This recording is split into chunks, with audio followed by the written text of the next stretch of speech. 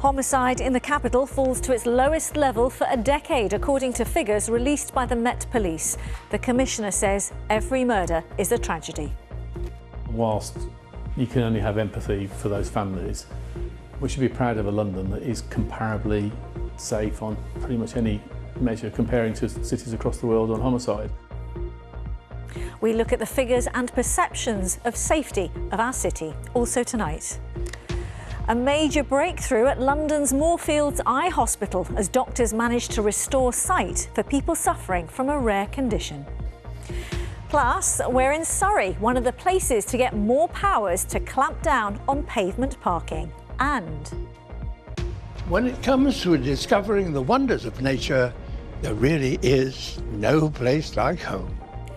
He's wild about London, and so are you, it seems. We'll share some of the pictures you've sent us of wildlife on our doorstep.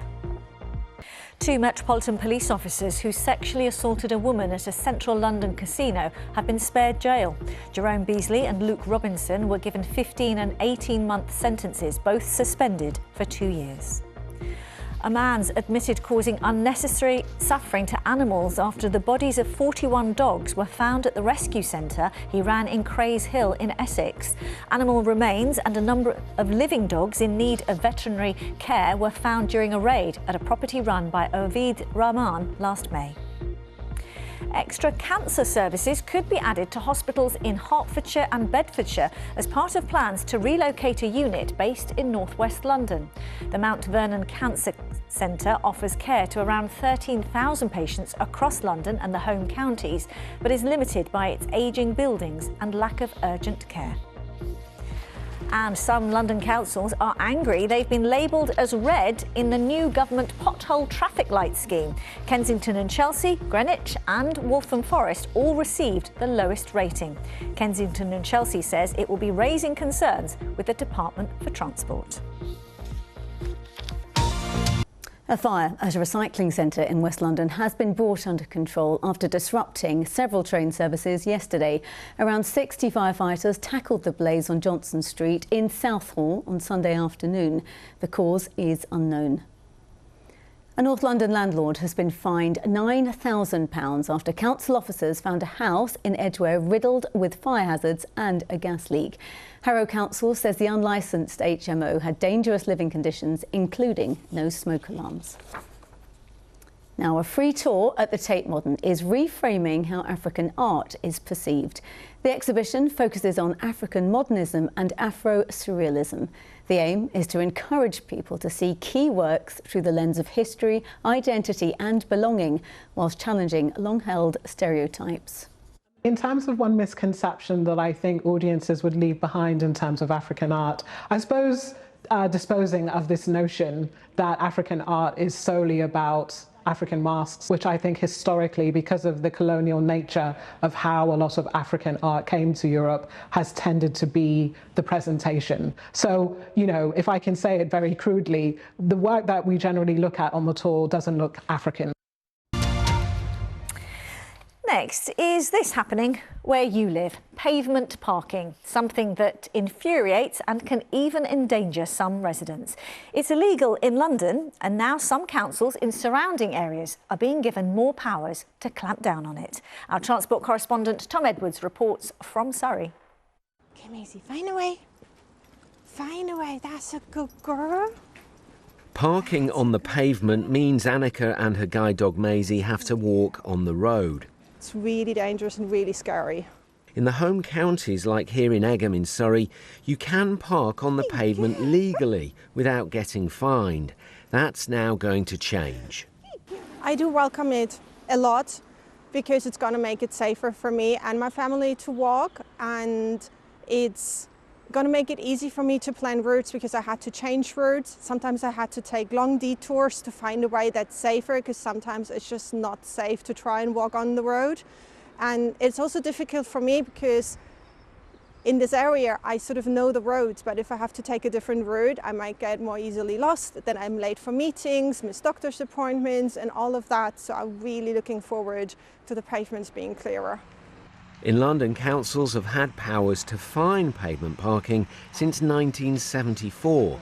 Now the government says it plans to give all councils new powers to issue fines to those who cause an unnecessary obstruction when parking on the pavement. Not all drivers will welcome it, but supporters say it's necessary, and local councils will now be able to decide the new rules.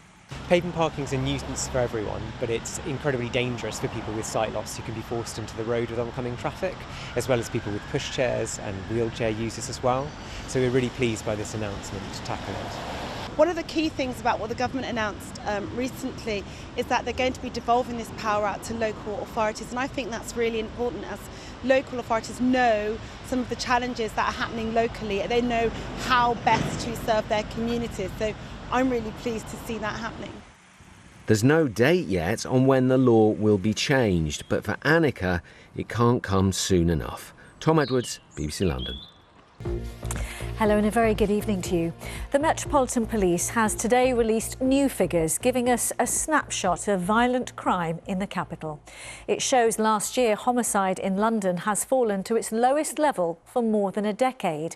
And the same is true for teenage homicides. But whatever the figures, behind them are real lives lost to violence. And the Met Chief acknowledges that, saying every murder is a tragedy. Our Home Affairs correspondent Sonia Jessup joins us with more on this. Sonia. Thanks, Riz. Yes, some people may be surprised to hear there are fewer homicides. We talk so often, don't we, about violent crime. But if we look at levels over the last 20 years, we can see how those numbers have fallen. Now, 97 people were killed in London last year, but that is the lowest figure since 2014. And the Met says once you take population into account, it's a lower rate than New York, Berlin and Milan. And fewer young people are dying too. Here are the figures for under 25-year-olds, almost 4 times higher in 2017 than they were last year. Now, in 2019, the Mayor set up a violence reduction unit aimed at tackling the underlying causes of crime. He thinks that this is now helping bring those numbers down. Of course, we need to remember that behind those figures are real lives lost to violence. So what can they tell us about how safe London is? It's just over a year since 14-year-old Kellyanne Bacassa was murdered, stabbed repeatedly as he sat on a bus in Woolwich. He was one of 8 teenagers killed in the capital last year. 5 years ago, that number was almost 4 times as high.